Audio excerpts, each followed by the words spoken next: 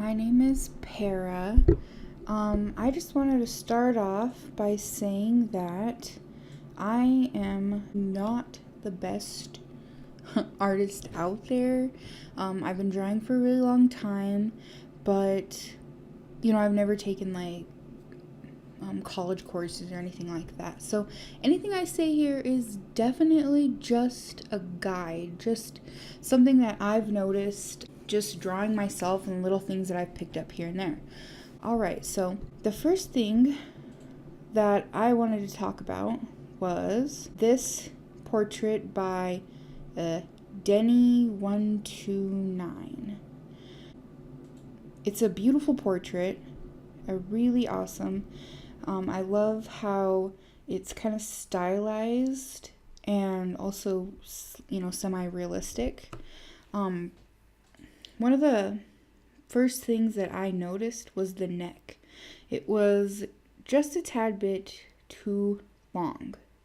If that's a personal choice, that I totally understand that. But if you're going for more realistic, you're definitely going to want to shorten that up. Oh, another thing that I noticed was the light that you have here. You have two different light sources. One looks like it's coming from the back, and the other one looks like it's coming from the right. So, as you can see, it's got a pretty harsh or bright light lighting up half of her face, and the other one is just barely rimming the left side of her face. But I believe, now if it's from behind her, you wouldn't see it on these sides, but if it's just coming from the left, you would see it just barely hitting the parts of her face that protrude along that side. And it would give it kind of like a really nice rim glow that would hit these bits right here. So I'm just going over those and showing where I think the light would hit her face.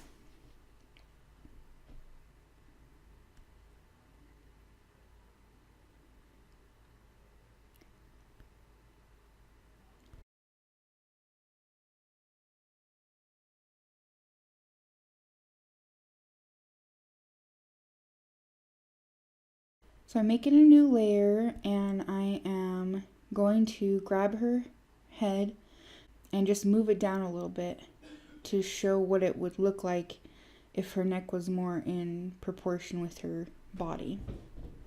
And once I do that, I notice that the head's a little bit too large too. So you do that, and it looks a lot more in proportion and more realistic. And then after this, I kind of go in and just cover up that background because it was kind of disturbing me. So I was like, oh yeah, that looks kind of creepy. Let's get rid of that. It's not as harsh, and you can kind of see it a little bit better. And I'm just covering it up a lot because it was really bothering me. And I realized I accidentally put in a guideline. I got rid of that real quick. Just smooth those out so it looks a little bit more, more like the original. But yeah, that was really the only thing that I noticed in this picture that could use a little bit of work on. And with this one, it was really, really light. So one of the things that I, suggest when working with something like this is to get a darker pencil, especially if you're going to be taking a picture and then uploading it, because you can't really see anything that's going on here. And when you're working, you really want to have a high contrast, especially if you're doing traditional work or a really good camera. Here I'm just kind of doing a overline to show you the anatomy that you've got going on, which isn't too bad. But half of the face is much more angular than the other half. And you've got just kind of a really smooth cheek on this side. And then I show that one of the tricks of drawing is that you don't want your mouth to extend past your eyes, the middle of your eyes. So your mouth was a little bit too big. Your teeth were a little bit too big too, so if you cut those in half, that's probably about the right size. Yeah, definitely you're going to want to work on anatomy and structures of the face. A really good artist that I would suggest to look up here on YouTube is Proko. His name's Stan Prokopenko. He's really great, and that's one of the places that I really like to learn from. I say a lot, so yeah, I'm going to try to stop that. Anyways, one of the other things that I did was I kind of drew the size that you have your eyes. So you've got two different sizes of eyeballs, and you can like really, it's a lot more obvious when you're looking at it like this. And your head, your skull, was way too large and an irregular shape. So you want to kind of stay inside of this circle here. So I did the middle part, and then I just kind of worked the hair off of that to kind of help keep it in more in shape, I guess I would say. Keep it in shape. Oh, and the neck. It was too large for her face. And so when you're drawing females, one of the things you want to keep an eye out for is that usually their necks are much thinner than their male counterparts. And when you're drawing eyes, you have to remember that they are circular. So you kind of want to wrap your lines around the circle instead of like going underneath them. So yeah, the shapes that you have are just like, they're not lined up properly, and you've got two different shapes that you're working with. So this left eye is going upwards. Yeah, so the left eye is going over it, and it makes it kind of look like you're squinting. But then the right eye is different.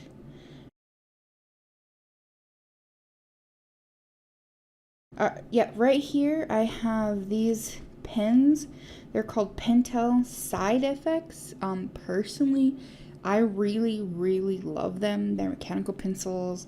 They're really dark if you push hard on them, and you know, just really, really great pencils. They feel really nice, and they're kind of heavy too, which is what I like about them. They're like, it feels like you're holding something substantial, whereas most mechanical pencils, when you pick them up, they just feel like really light plastic, and I don't like that.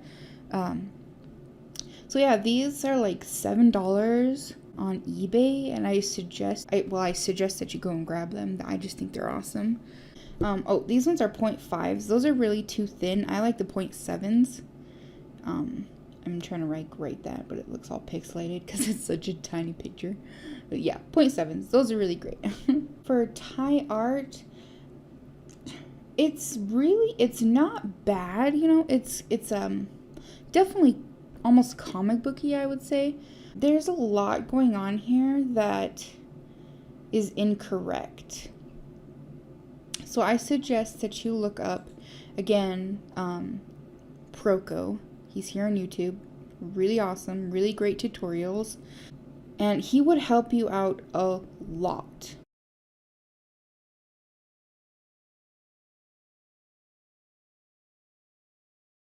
Okay, so with this drawing, I am just doing a slight type of a bean shape to kind of show you what you have in direction.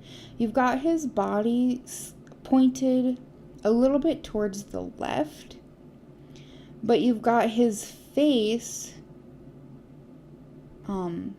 pointed off towards the right. So you should twist his body around to face the right more, and that would help a little bit with why he's feeling a tad bit wonky here. Also, there's a lot of like points in your picture that I don't understand. I mean, that's not a muscle group that does that. And like,